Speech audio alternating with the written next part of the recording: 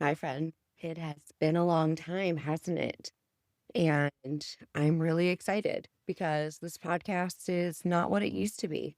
And honestly, it couldn't be. Over the last year, I've changed how I think, how I live, and what I actually care about building. So this won't be a relaunch at all. It is more of me just being honest about what has transpired lately and how we kind of got here.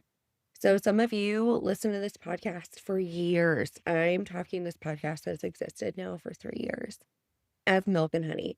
Some of you found me when it became the Supported Wife Society. And I really want to talk about that because I think that it matters a ton. The last name came from a place of outside influence. It was not my own conviction. Last summer, I hired a coach who told me the primary reason I was successful was because of my husband's support. And I had to sit with that for a little bit because, yes, I have support and I am grateful for that. And I built a whole coaching program around it. It still exists.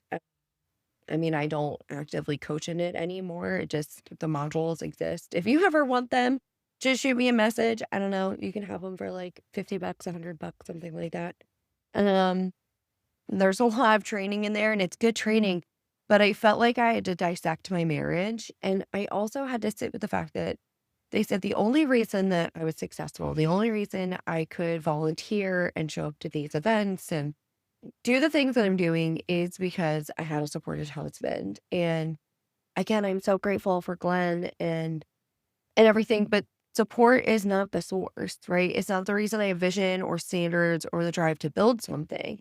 And so I let someone else's narrative shape how I showed up. And I frankly am not interested. And that's why there were no episodes for months because it wasn't good. It didn't feel like me. It didn't feel like what I had started doing.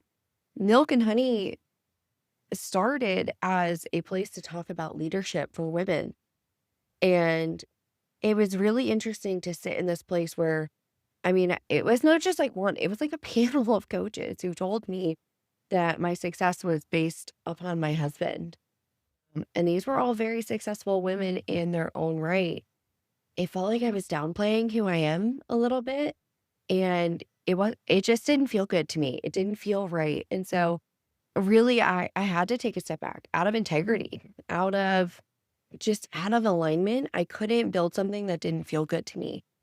And so I really just stopped letting other people define the frame. And I started really dissecting my own and really thinking about my own and thinking about this vision that God gave me February of 2025.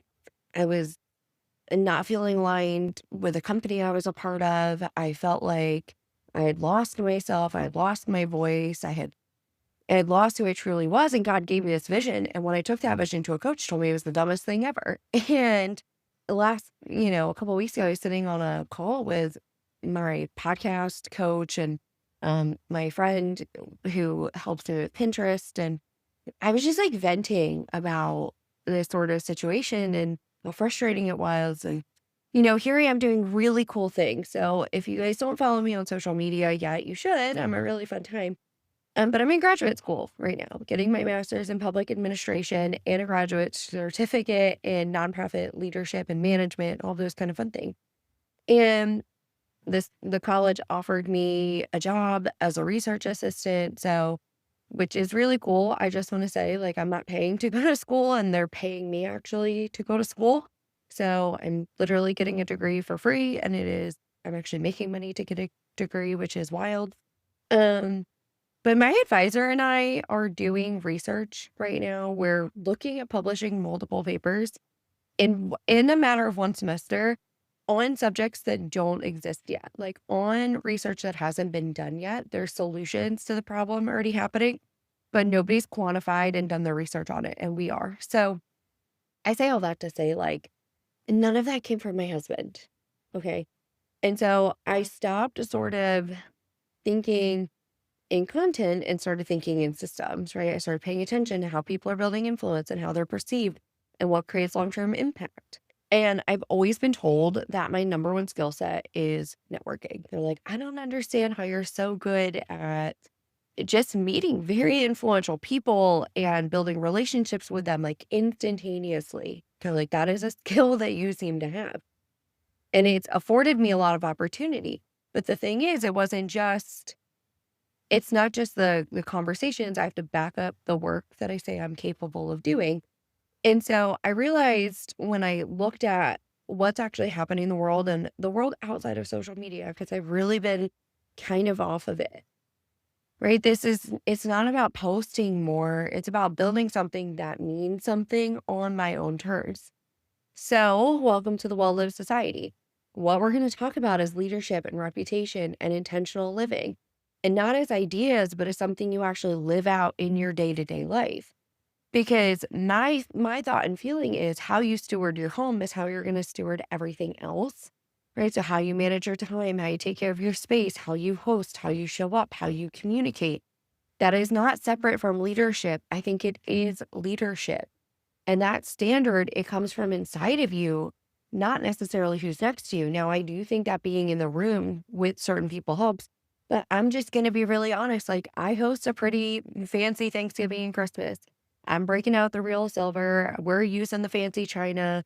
I have all of the napkin rings and, the fancy tablecloths, and we're doing place settings, and I've got apps out. I've got, like I'm hosting. I'm like truly hosting. Guess what? Nobody in my immediate family like that's not their normal. So and that's not like a dig at them. It's just not their thing. They're not formal, like fancy people. I am more formal and I used to feel bad about that, but I don't anymore.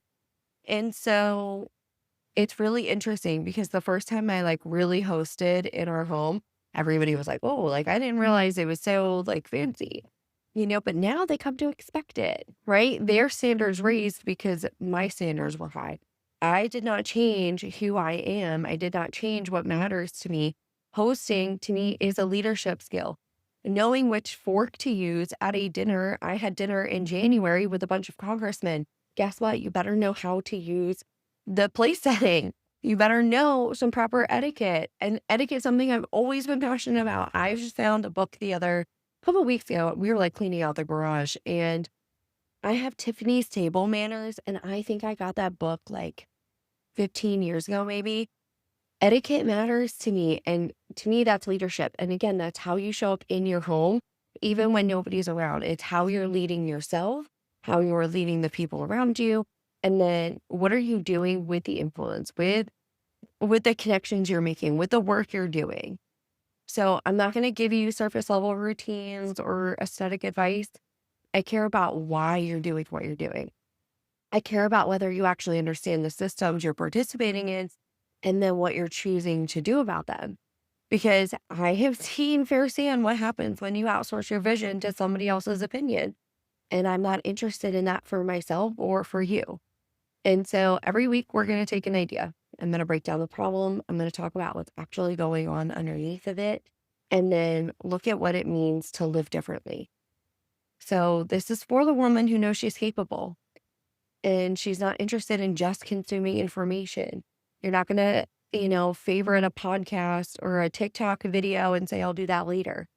Right? You want to do something with what you've learned, to build something, to lead, to create a life that reflects your standards and not someone else's version of you.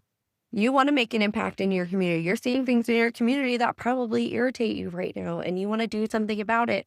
But you don't know what it's like to go to a city council meeting or to have sit down conversations with councilmen or congressmen or your school board. I mean, this is stuff I have experience in all of it. What is it like to work with a nonprofit? How do you get involved in a nonprofit? How do you get a board seat on a nonprofit? All things that I can teach you and show you. But then also, how do you have a life that feels meaningful and impactful to you? What sort of legacy are you creating? That's what I want to do here. And so if you're someone who wants to think more deeply and live more intentionally and build something that lasts, then you're in the right place. I want to welcome you to the Well-Lived Society. And if you're not already following me on social media, go follow me, go be friends. I'm on Instagram at the Lemon Price. My Substack is linked below for you.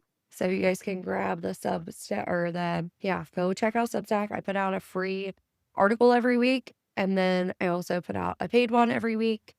If you were to do the paid one, it comes with like monthly coaching calls and like networking and all kinds of fun stuff. For cheap, it's like 25 bucks. So anyway, I'm so excited that you're here. Thank you for just giving me grace and space. It's really been interesting to watch people continually coming back to this podcast to learn about leadership development and just to have these conversations. And so I truly, truly want to thank you for allowing me to show up in this capacity. And I will see you next week.